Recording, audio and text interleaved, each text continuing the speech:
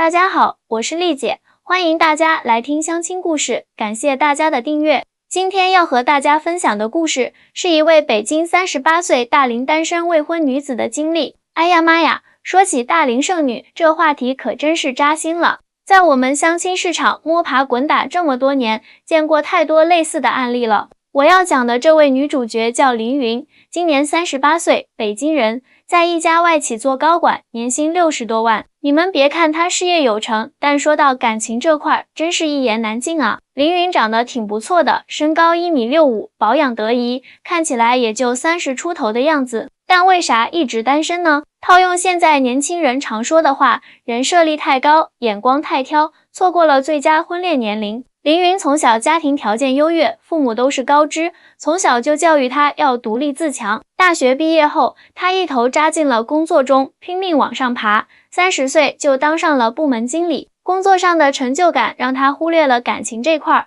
等回过神来，已经是奔4的年纪了。我当时真的以为，只要我足够优秀，对象自然就来了。林云第一次来我们婚恋机构时，坐在我对面说这话时，眼眶都红了。其实林云交往过几个男朋友，但都没走到最后。一个是因为对方嫌他工作太忙，没时间照顾家庭；一个是因为他自己觉得对方不够上进；还有一个是因为婆媳关系处不好。每段感情的失败都让林云更加慎重，也就更挑剔了。他给自己设立的标准是年龄相仿，身高1.75米以上，本科以上学历，年收入不低于他，最好是独生子女，父母开明，不干涉儿子的生活。丽姐，你说我这要求过分吗？他问我当时就直接说，不是过分，是太现实了。都38了还这么挑，你这不是自己给自己设障碍吗？经过我的劝说，林云终于同意放宽一些条件，比如年龄可以大他5岁，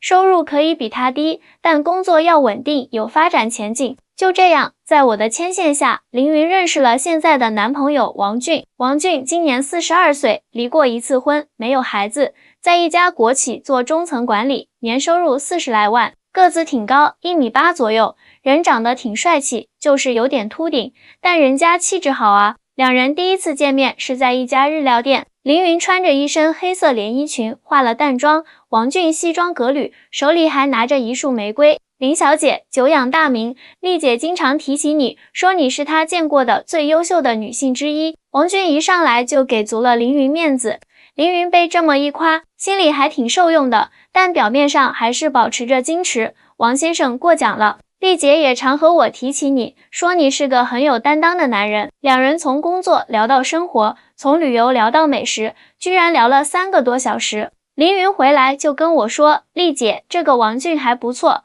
至少比之前介绍的那些强多了。我心里那个乐啊，终于有进展了。不过林云还是有顾虑，他担心王俊离过婚，会不会对婚姻不够重视，担心王俊收入比他低，会不会有男性自尊心作祟，还担心王俊父母会不会嫌弃他年龄大。哎，我这年龄还能挑什么呢？遇到一个各方面都还行的，已经很不错了。林云有点自嘲地说道。我赶紧安慰他，你这想法就不对了，不是你将就他，而是你们彼此欣赏，互相成就。你看王俊人家条件也不差，离婚是因为前妻出轨，这能怪他吗？再说了，男人40多岁正是事业稳定的时候，比那些30出头沉不住气的小伙子靠谱多了。在我的鼓励下，林云继续和王俊约会，2个月下来见了7、8次面，感觉越来越好。王俊是个很会关心人的男人，知道林云工作压力大，每次见面都会给他带一些小礼物，比如进口的坚果、花茶，或者是他喜欢的甜点，还会经常发信息问他今天工作顺不顺利，累不累，有没有按时吃饭。这些小细节让习惯了独立生活的林云感到很温暖，也渐渐放下了戒备。但事情的转折点出现在第3个月，王俊提出想进一步发展关系，希望能先同居试试。他的理由是，咱们都是成年人了，婚前多了解一下生活习惯也好。再说你看我们这年龄，也不能再耽误时间了，如果真的合适，明年就结婚。这个提议让林云很为难，一方面他确实对王俊有好感，也想尽快确定关系，走入婚姻；另一方面，他从小接受的教育让他觉得婚前同居不妥当。丽姐，你说我该怎么办？凌云打电话向我求助，我当时就直说了，云啊，你都38了，还在乎这个干啥？现在年轻人谈恋爱，3个月同居，半年订婚，1年结婚，早就是常态了。你要是觉得王俊人品没问题，同居也是检验婚姻的一种方式啊。凌云听了我的分析，陷入了沉思。他最终拿定了主意，决定试着与王俊同居。好吧，丽姐，我想我应该向前看了。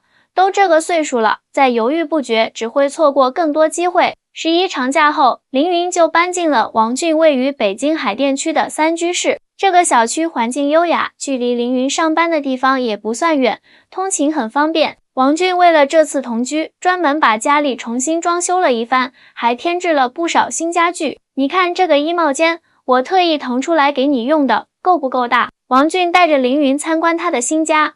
哇，太贴心了吧，比我原来的衣帽间还大呢。凌云感动得不行，刚开始的同居生活简直是甜蜜的不要不要的。王俊每天早上都会给凌云做早餐，晚上下班早的那个负责准备晚餐。周末两人一起去超市采购、看电影，或者约上朋友一起吃饭聊天。凌云感慨地跟我说，丽姐，我现在才体会到有个伴儿是什么感觉。以前一个人住，再晚下班回家也没人关心，现在王俊总会发信息问我什么时候回来，要不要去接我，这种被人惦记的感觉真好。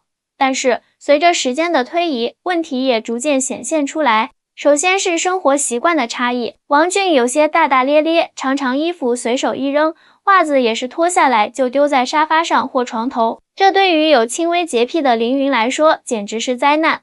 王俊，能不能把你的袜子放进脏衣篓里？哦，忘了，马上。你上次也是这么说的，别生气嘛，这不是改还来得及吗？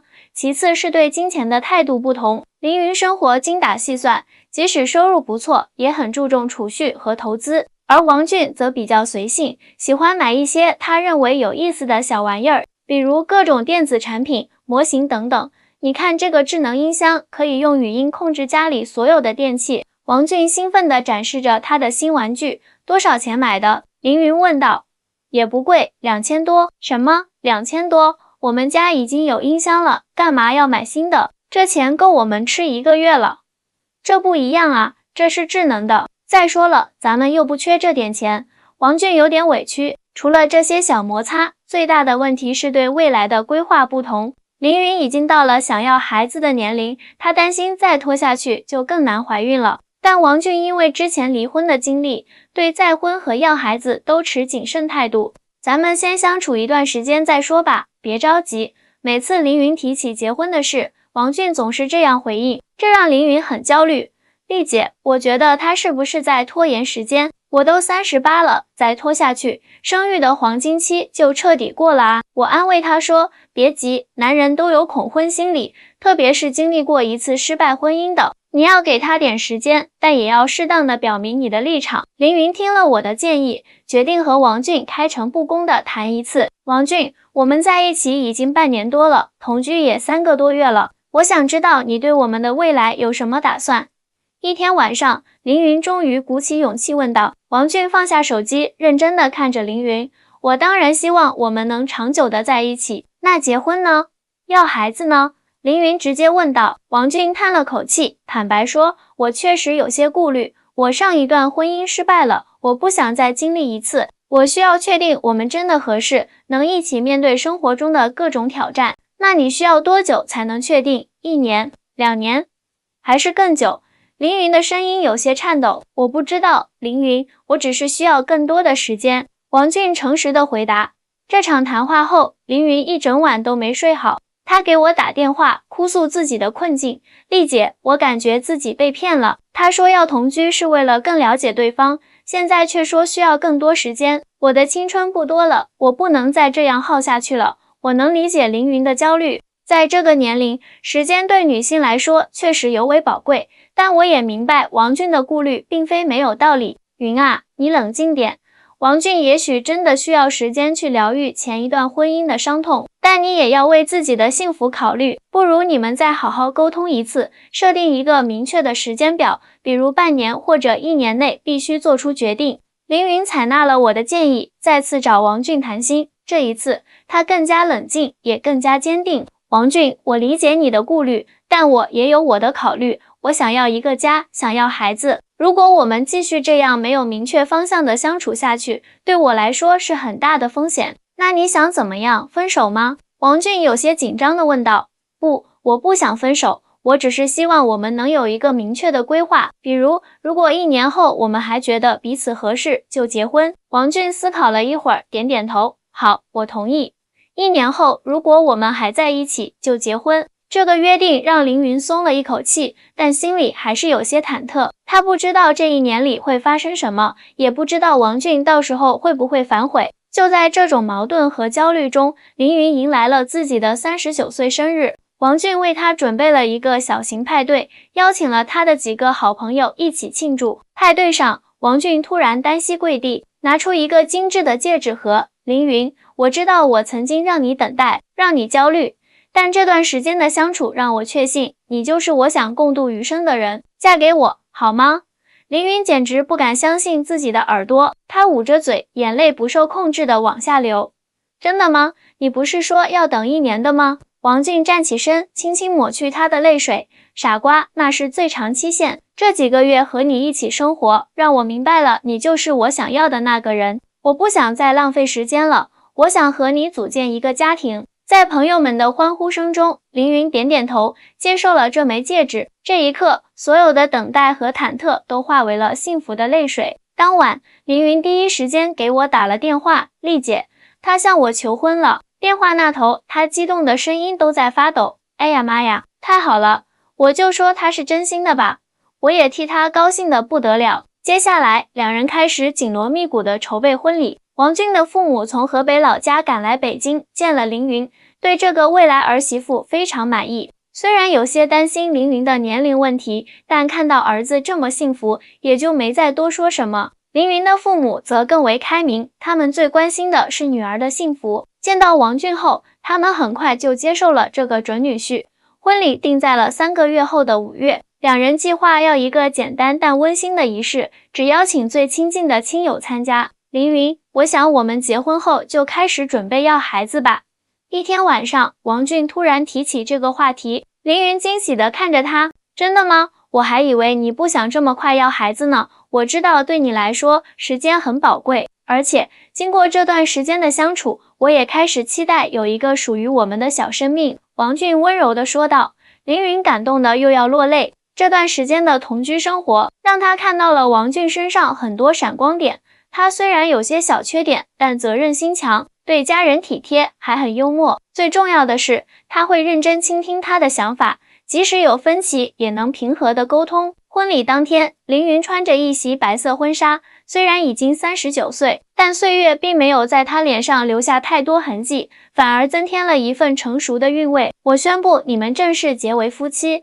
随着主持人的宣布，现场响起了热烈的掌声和欢呼声。王俊深情地吻了凌云，在他耳边轻声说道：谢谢你愿意成为我的妻子，我会让你幸福的。婚后，两人立即开始准备怀孕。考虑到凌云的年龄，他们也咨询了医生，做了各项检查，确保一切都没问题。医生说我的各项指标都还不错，虽然年龄偏大，但怀孕的可能性还是很大的。凌云告诉我，语气中充满了希望。我非常为他高兴，那就好好调养，放松心情，宝宝自然就会来了。果然，在结婚后的第5个月，凌云惊喜地发现自己怀孕了。这个消息让全家人都欣喜若狂，王俊更是激动得不行，立刻开始研究各种育儿知识，准备婴儿用品。丽姐，谢谢你，如果不是你当初鼓励我放下顾虑，和王俊同居，我可能还在单身，错过了组建家庭的机会。凌云挺着小肚子，满脸幸福地告诉我，我心里也美滋滋的，这有啥好谢的？我就是做红娘的嘛，看到你们幸福，我比谁都高兴。